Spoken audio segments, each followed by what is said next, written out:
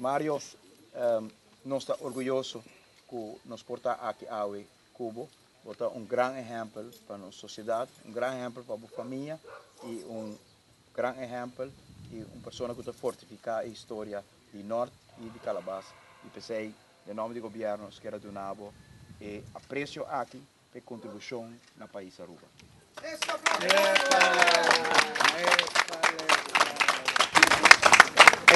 La kami bisa masya danki para aqui.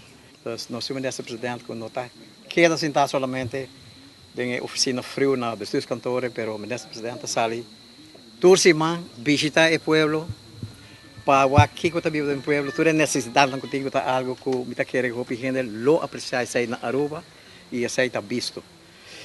E la kami começa a fazer uso de oportunidade aqui para felicitar e para donar ministro presidente Mike Eman complimento, uma felicitação para o trabalho bonita que o awardo assim durante os últimos 4 anos aqui, que o ministro presidente vai estar na timão de barco aqui, embellecimento de nossa capital, de nossa caia grande da na cruzamento tem roupa crítica, preta tarda roupa, está durando, mas a walkie está finalizando, toda gente está mira, verdade, com bom trabalho, awardo assim, e que nos caia principal está exemplo, de folha isso de Caribe que nós temos único, onde o tram sali, nós não temos fruta ainda, porque agora para poner mata, está tudo para aña, pero me que consta de uma fruta.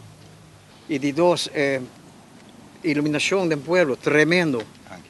Quem porta contra de vocês? É bom trabalho, está visto. E também a infraestrutura, não? A melhoração de infraestrutura, de edifícios, no departamento do governo, na escola, no número, nossa população está na altura de. Só que viava atender, roupa e placa vou gastar, mas vou mestre invertir. Só Aruba, então, país turístico, não está dependendo de nós gente, não. Nós temos boa qualidade de turismo, nós temos bonita hotel, 5 estrelas, nós temos bonita restaurante, mas nossa isla também está bonita. O plano bombário aí está tremendo, onde com